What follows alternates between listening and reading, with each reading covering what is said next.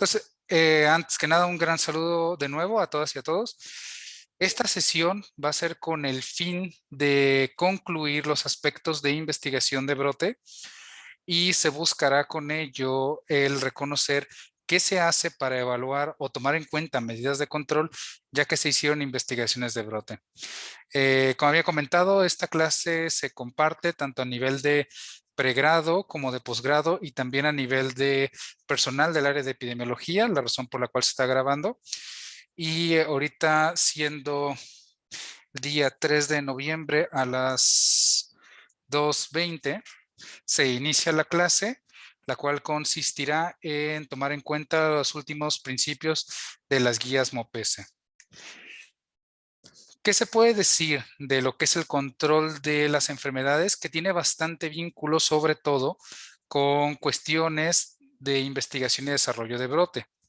Las guías MOPESE, que utilizan sobre todo cuestiones con respecto a la Organización Panamericana de Salud y lo que determina la OMS, buscan comentar que al momento de atender una enfermedad a nivel poblacional, hay que considerar que la salud es un fenómeno multidimensional. Se debe reconocer que es posible alcanzar como tal un grado de desarrollo o un desempeño alto en algunas de las dimensiones de la salud o simultáneamente también en otras cuestiones. Recordemos que las dimensiones de la salud tienen que ver mucho con su definición, conceptos que tienen que ver con cuestiones de índole, no solo de posición, de desarrollo y mejoramiento de cuestiones médicas, sino además de lo que son las posiciones socioeconómicas donde vive una persona, cuestiones psicológicas, así mismo como aspectos psicosociales. Entonces, la salud y la atención de cualquier enfermedad, tanto a nivel clínico como a nivel comunitario, debe de considerarse siempre desde todas las dimensiones que comprenden la definición de salud.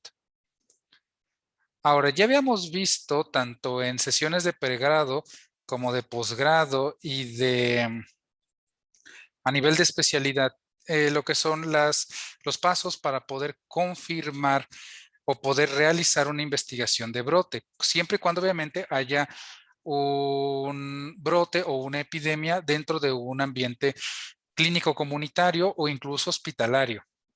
El primer paso, nada más para recordar, es confirmar la ocurrencia del brote, haciendo gráficas y comparando, obviamente, las ocurrencias o la frecuencia que se está viendo observado contra lo esperado.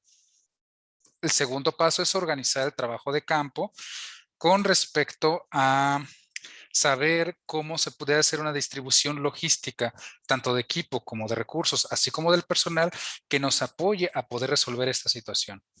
El tercer paso es establecer una definición operacional de caso. Recordemos que hay tres conceptos que se tienen que recordar, lo que es un caso confirmado, caso probable y al mismo tiempo un caso sospechoso. Al momento de hacer una definición operacional de caso nos permite saber contra qué nos estamos confrontando y cómo podemos resolverlo. Recuerden que para poder determinar o poder realizar una definición operacional de caso, esto como tal implica el saber, ¿cuál es la palabra? El saber cuáles son los criterios que marcan, por ejemplo, el CIE 11 o el DCM 4 o 5, si también se están considerando aspectos psicológicos para poder definir tanto a población enferma como a población sana. El cuarto paso es realizar la búsqueda activa de los casos para poder saber cómo y cuándo identificar a esta población enferma. El quinto paso, que es uno de los más importantes, es caracterizar no los casos, sino ya el brote en tiempo, espacio y persona. Tiempo, recuerden que es la temporalidad en la cual se está desarrollando, si es un brote de fuente común, si es un brote intermitente, todo depende de cuáles son las características en las cuales se van presentando los casos clínicos. El espacio es la ubicación geográfica en donde se encuentra la población y cómo es que la ubicación geográfica puede afectar como tal a el desarrollo o el que se propicie como tal la enfermedad a otras comunidades y personas o los aspectos clínicos como tal. El sexto paso es, a partir de la información recolectada, se deben de generar hipótesis. Hipótesis que en el séptimo paso se evalúan aplicando métodos de análisis como lo que son análisis de asociación, diseños retrospectivos, así como prospectivos, si es el caso, que nos permitan hacer pruebas de confirmación de hipótesis y nos permitan a su vez determinar si lo que se está investigando depende de un grado de certeza o del azar. Una disculpa, permítanme. Listo. Ahora, el octavo paso implica poner en marcha medidas de control específicas y ser evaluadas.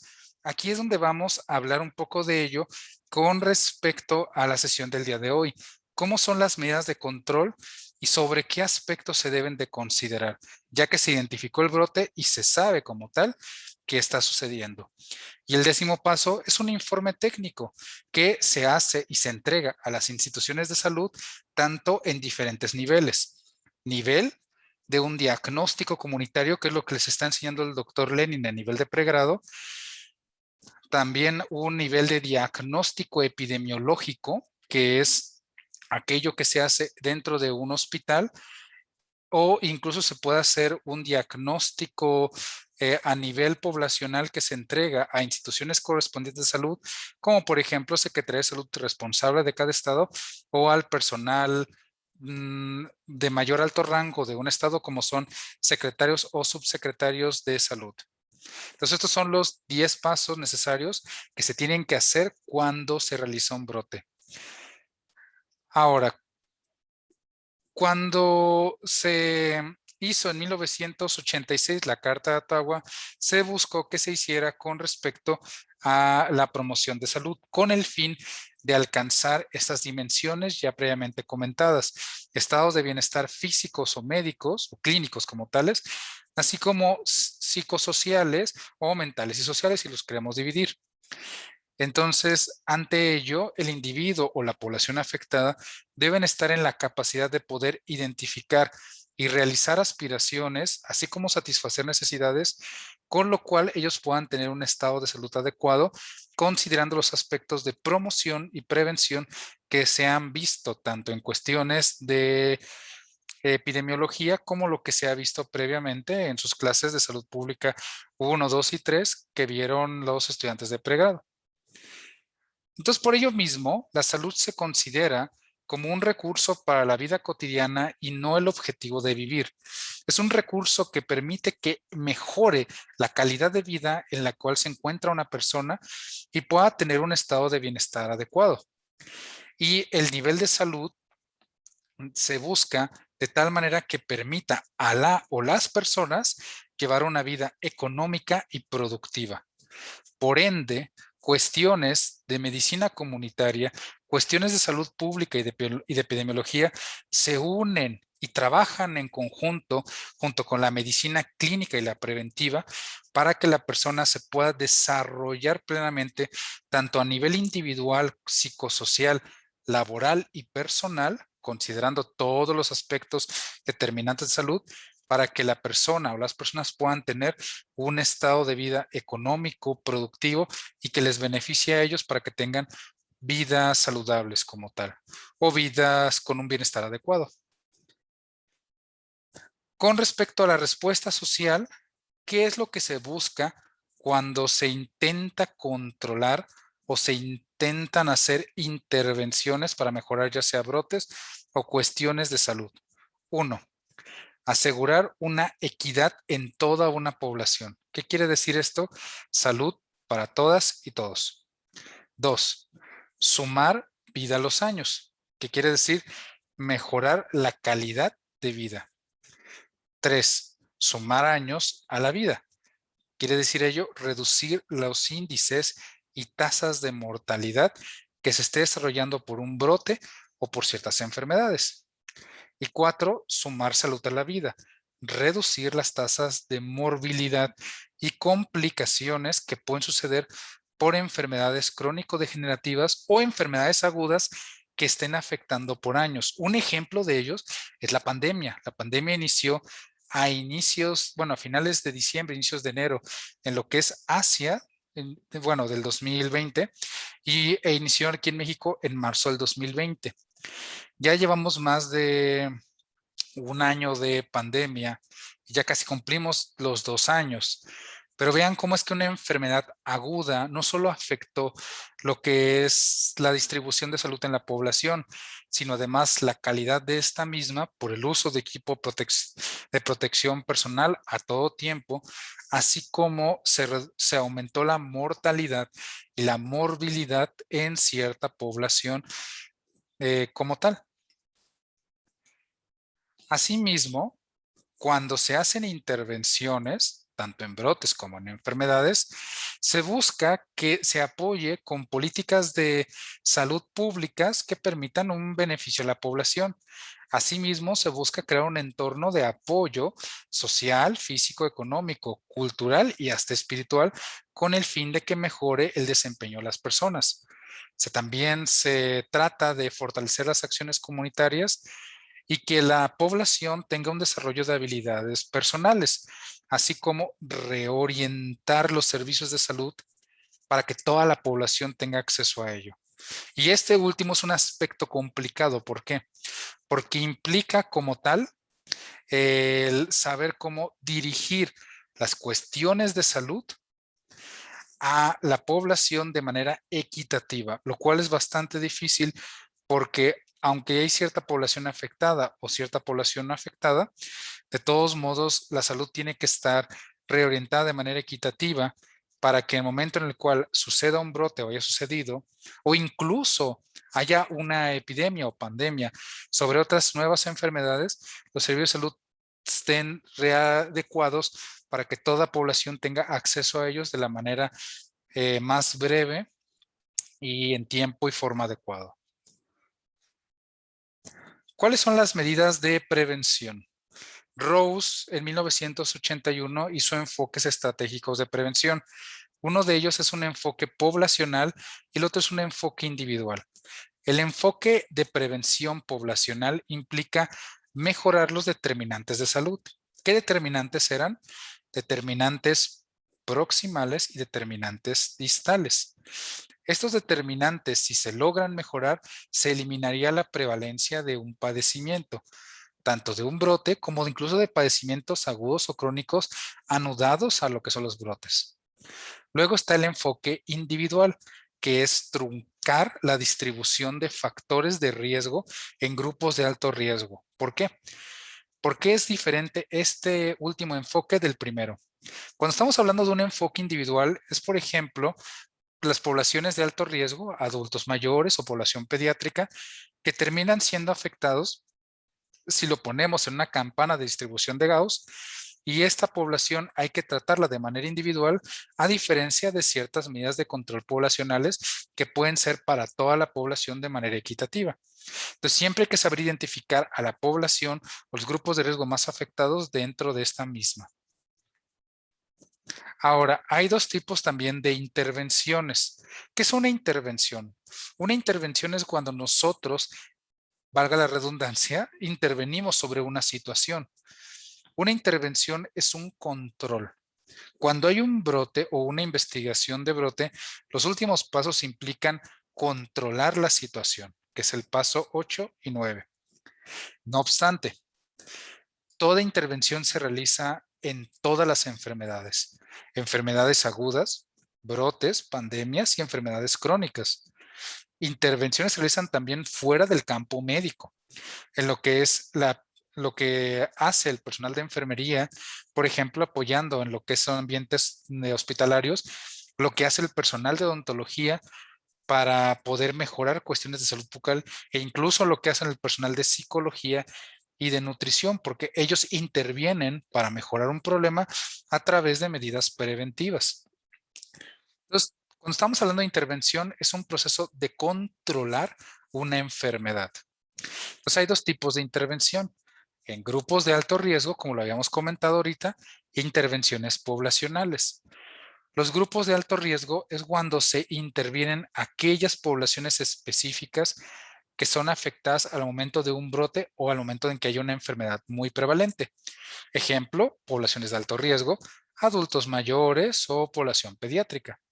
Cuando estamos hablando de una intervención a nivel poblacional, o sea, intervenir sobre todas y todos los que se encuentran afectados, es que intervenimos o tratamos de mejorar como tal a toda la población afectada, tanto la población más vulnerable como la población menos vulnerable. Esto mueve por completo la campana de Gauss, a diferencia de las intervenciones en grupos de alto riesgo, donde solo se buscan eliminar ciertos factores de riesgo. Entonces, son dos diferentes tipos de intervenciones. ¿Qué es lo que van a hacer ustedes al momento de su servicio social a nivel de pregrado? Ustedes van a intervenir en grupos de alto riesgo, población pediátrica y poblaciones de adultos mayores con ciertas enfermedades específicas. ¿Qué es lo que se hace a nivel de posgrado? Especialidad de epidemiología o maestrías y doctorados en salud pública, se busca intervenir específicamente sobre toda la población, hacer promoción y prevención adecuada con el fin de que todos tengan la información disponible para poder cambiar y mejorar el problema en el cual se encuentran. Ahora, también está como tal, cuando consideramos este tipo de prevenciones, que hay un riesgo de que se enferme un grupo específico, que es la prevención de enfoque individual. Pero cuando estamos considerando la prevención de enfoque poblacional, es que toda la población se va a encontrar afectada. Por eso intervenimos a nivel total. ¿Cuál es el impacto potencial? Como tal, no depende del valor de asociación que se está identificando en factores de riesgo o en ciertos determinantes, sino de la prevalencia de la exposición. ¿Qué quiere decir ello? Las guías MOPES nos dicen lo siguiente: un gran número de personas de bajo riesgo puede originar más casos de una enfermedad que el reducido número que tiene riesgo elevado. O sea, hace que una población con, por ejemplo, una sintomatología leve de una enfermedad que sea mayor a la población a una población menor con sintomatología grave es más preocupante porque es más difícil atender a toda una población, aunque tengan síntomas leves y que pueden empeorar, a muy pocas personas con síntomas graves que incluso pueden mejorar y ya no presentar la enfermedad después. Entonces, cuando consideramos qué tipo de prevención se va a hacer, es de acuerdo al impacto potencial de una enfermedad. Y esto es determinado por la prevalencia de exposición que nos dan las tablas 2x2 al momento de hacer análisis epidemiológicos. Asimismo, recordemos como tal lo que son los niveles de prevención. Hay 4 niveles de prevención. El primero de ellos es el nivel primordial, que afecta como tal a los determinantes distales de salud y que es hacia toda la población total. Por ejemplo, medidas redistributivas de ingreso económico para que las determinantes distales, que son los aspectos socioeconómicos de una población, no terminen afectando la salud de esta misma. Luego está la prevención primaria, que ya lo vimos en cuestión de la historia natural de la enfermedad de diferentes patologías, que busca mejorar los determinantes proximales. En esto mismo, por ejemplo, se busca inmunizar a la población, quimioprofilaxis de contactos, procesos de promoción educativo, etcétera, etcétera. Y se busca atender a la población de alto riesgo. Luego está la prevención secundaria, que es en el estadio preclínico o estadio clínico temprano de las enfermedades. Y se busca atender a las y los pacientes que se encuentran afectados con esta enfermedad. Lo que buscan es, por ejemplo, identificar síntomas con el fin de poder identificar a los casos confirmados de esta enfermedad y atenderlos adecuadamente. Finalmente, el otro tipo de prevención es el terciario, que es cuando hay un estadio clínico avanzado y en este caso se busca como tal atender ya las complicaciones de una enfermedad o rehabilitar a la población afectada. Para considerar cualquiera de estos niveles de prevención hay que conocer la historia natural de la enfermedad, de las patologías que están sucediendo en su momento, así como al reconocer ello, tratar de romper la cadena de transmisión entre los diferentes afectados. Y ahora, ¿cuáles son las medidas de control? Antes de comentarlas, hay que saber qué es el control. ¿O qué es una intervención? Como hemos comentado, son un conjunto de acciones, programas o operaciones que están dirigidas a reducir la incidencia y o la prevalencia de un padecimiento en específico o de un daño a la salud que sea considerado un problema de salud pública. Puede ser un brote, puede ser una pandemia o puede ser enfermedades crónico-degenerativas. Con respecto a ello, se busca hacer estas medidas de control o de intervención a través de servicios de salud o programas de salud. Los servicios de salud son para el control individual. Servicios de salud, por ejemplo, centros de salud, unidades de medicina familiar, todo para atender a población específica. Programas de salud es cuando ya buscamos hacer una intervención poblacional, que es atender a toda la población, como se había comentado, con el fin de controlar a nivel poblacional a todas y a todos los afectados. Y al mismo tiempo, al considerar las medidas de alcance poblacional, hay que considerar el impacto sobre el comportamiento de la enfermedad a nivel de la población. ¿Qué quiere decir ello? Uno, hay que buscar controlar la enfermedad a nivel poblacional, que significa reducir incidencias, casos nuevos, reducir mortalidad y morbilidad. ¿Y qué más se busca hacer? Seguimiento de personas sintomáticas. Segundo elemento, eliminar las enfermedades. O sea, en este caso, eliminar los casos, aunque no se eliminen las causas. ¿Por qué? Porque las causas se pueden resolver a través de otro tipo de intervenciones. Lo importante es ahorita evitar que se acumulen y se multipliquen los casos. Tercer tipo, erradicar la enfermedad. Ahora en este caso ya sería eliminar casos y causas de la enfermedad. Para hacer intervenciones para eliminar casos es muy complicado. Para hacer intervenciones para eliminar causas es también todavía más complicado. Toda intervención necesita un gran estudio para poder realizarse de manera correcta. Y, por ejemplo, si se hace en un brote, hay que saber qué se va a tratar en un brote. Los casos de la enfermedad del brote o las causas de este mismo. Todo depende del tipo de prevención, poblacional o individual. También tenemos el concepto de eficacia. La eficacia consiste en la capacidad de prevenir o curar las enfermedades de los individuos. Ejemplo, cuando aplicamos una vacuna, es el 100% lo que se está realizando, el 100%, además de la población vacunada, va a mejorar. ¿De qué depende? ¿De qué depende de que, por ejemplo, cuando se vacuna a una población, se elimine la incidencia o prevalencia de una enfermedad? De la proporción de vacunados contra no vacunados. No obstante, recuerden que toda vacuna es diferente. Este concepto que lo maneja la guía MOPS no se puede aplicar a todas las vacunas y menos en cuestiones ahorita de la pandemia. ¿Por qué? Porque si uno cree que si aumentamos la proporción de vacunados contra la proporción de no vacunados y esto mejora la situación de un brote, de una epidemia, hay que siempre considerar cómo funcionan las vacunas y si no va a haber población a la cual obviamente se pueden llegar a empeorar a pesar de la vacunación.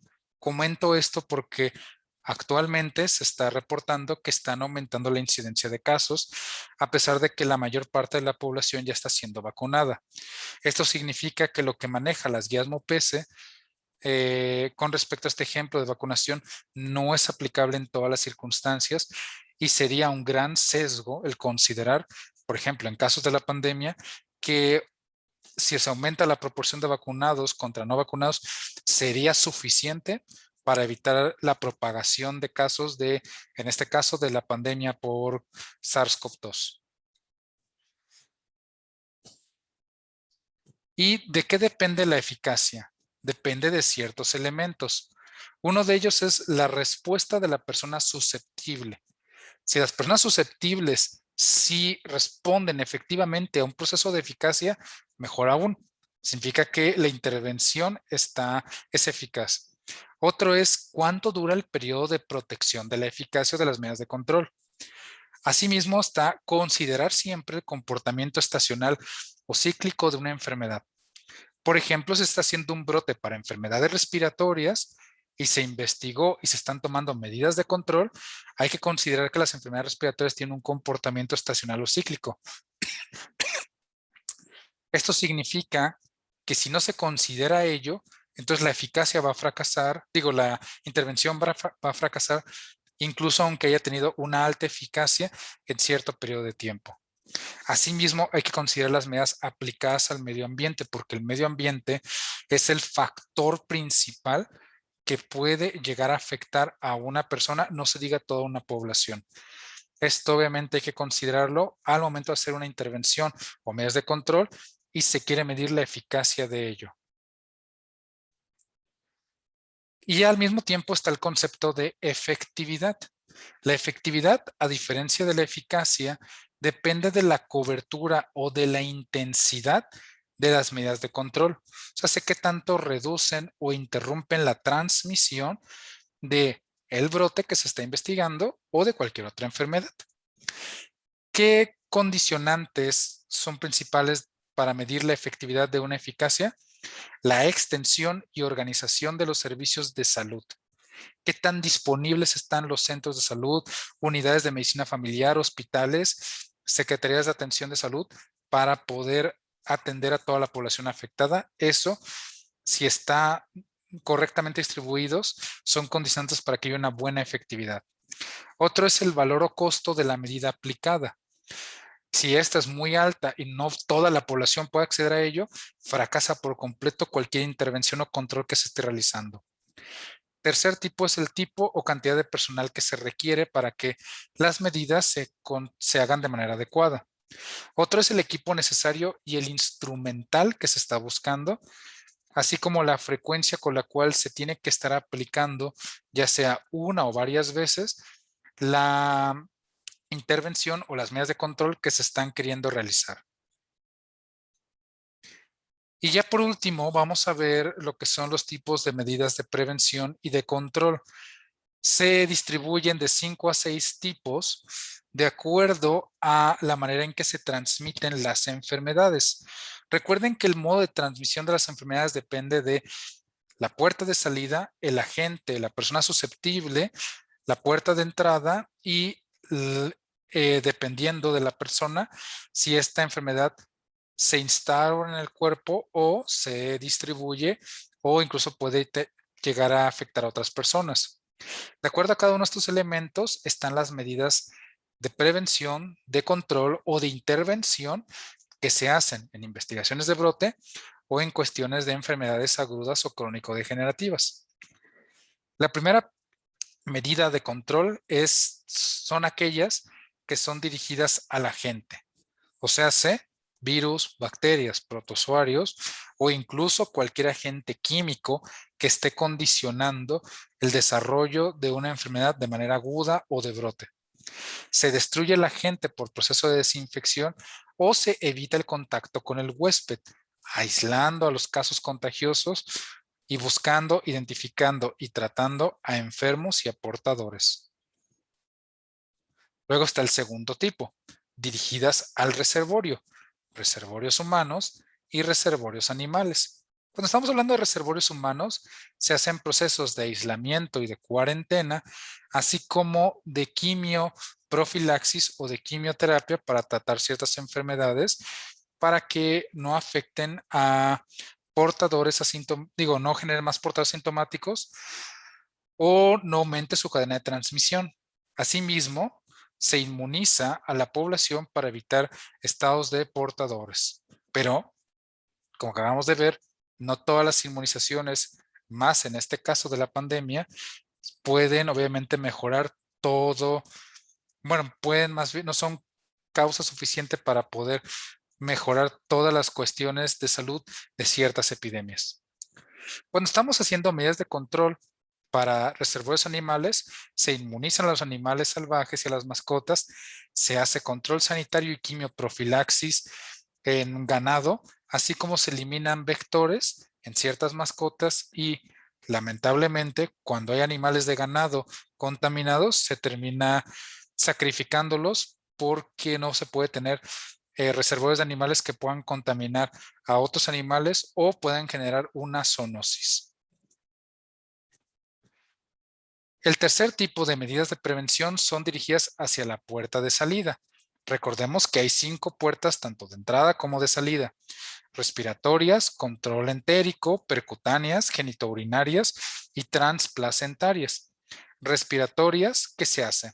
Se aísla a la población.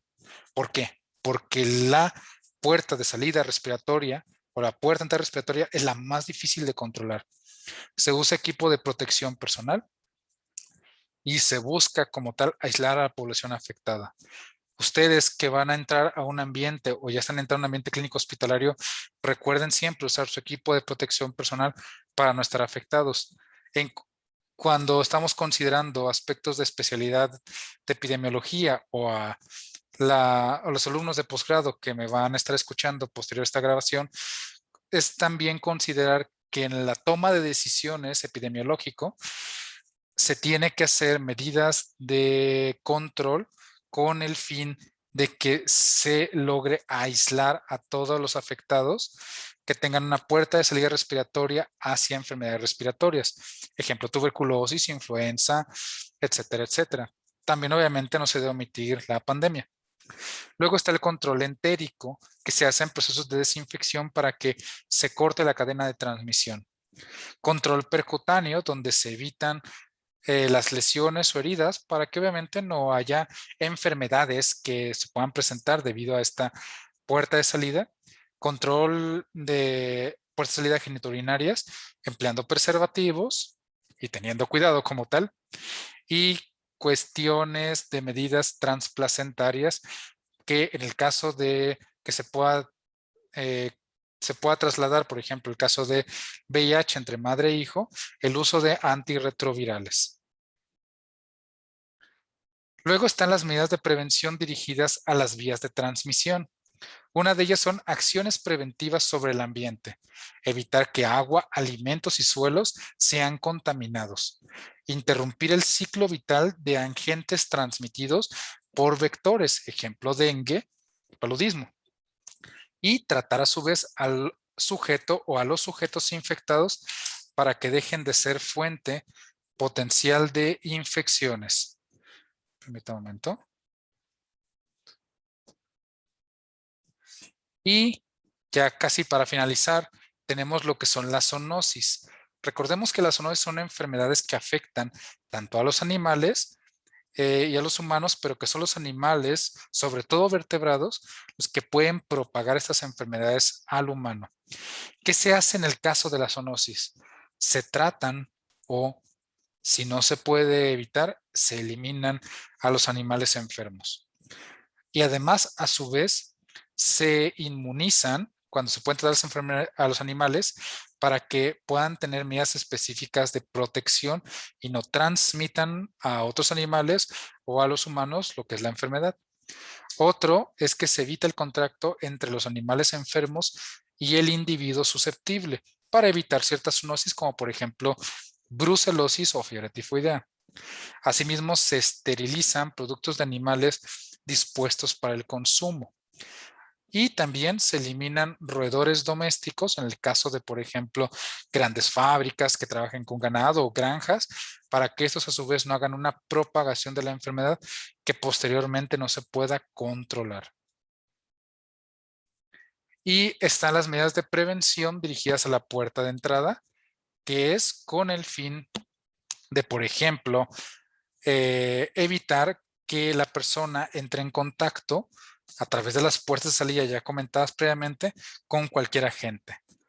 Por ejemplo, hacia el reservorio, cuando se está tratando de atender puertas de salida, atención dirigida a huéspedes susceptibles y medidas de desinfección. Cuando hay una falla en las medidas de desinfección, y no me refiero, por ejemplo, a nada más poner tapetes en el suelo o tomarse la temperatura al momento de ingresar a lugares públicos, sino realmente medidas de desinfección sobre objetos, fumites, sobre la persona o sobre el uso de equipo de protección adecuado, entonces es cuando aumenta la prevalencia de los padecimientos y el brote que se está tratando. o se está investigando, o las enfermedades agudas y crónicas que se están identificando, empieza a aumentar su incidencia y prevalencia, y es donde las medidas de prevención, de control y las intervenciones fallan por completo. Finalmente, están las medidas de prevención dirigidas al huésped susceptible, que son, por ejemplo, medidas inespecíficas. ¿Qué significa esto? Influimos como personal del área de la salud en el estilo de vida de la persona. Promovemos salud individual, tratamos de generar una influencia en la sociedad, en la familia y en las redes de apoyo, así como tratamos de desarrollar comportamientos saludables, con el fin de que al influir en el estilo de vida se puedan hacer medidas de promoción adecuadas donde la persona o las personas puedan hacer cambios de hábitos. Luego está el segundo tipo, las medidas de prevención específicas a huéspedes susceptibles, donde se mejora la habilidad del huésped para resistir el ataque a ciertos agentes, como inmunizaciones, diagnóstico correcto para poder tratar las enfermedades o atención en rehabilitación cuando se cronifica una enfermedad y se trata de evitar que haya empeoramiento en la salud de una persona o de varias personas. Creo que se repite la última diapositiva, ¿sí? Y recuerden que estas medidas de control son el paso 8 y el paso 9 cuando se identificó y se está investigando un brote, o a su vez cuando se está identificando una enfermedad aguda y se trata como tal de evitar que estas enfermedades después se desarrollen en conglomerados, en brotes o en epidemias o pandemias. Entonces, todas estas medidas de control las van a hacer ustedes a nivel de pregrado en su servicio social, sobre todo en atención de población susceptible, y a nivel de posgrado, estudiantes de el nivel de epidemiología, así como estudiantes de maestría y doctorado en salud pública, van a hacer intervenciones con el fin de saber cómo dirigir al personal de salud que está a su cargo para que puedan atender adecuadamente a poblaciones afectadas tanto a nivel individual como a nivel grupal. Con ello concluimos los últimos conceptos de las guías MUPESE de atención y estudio de brotes, y con ello concluimos, ya estamos a punto de concluir lo que es el taller de epidemiología aplicada. Finalizo la grabación y de nuevo muchas gracias por permitir la grabación. No, es aquí, listo. Gracias.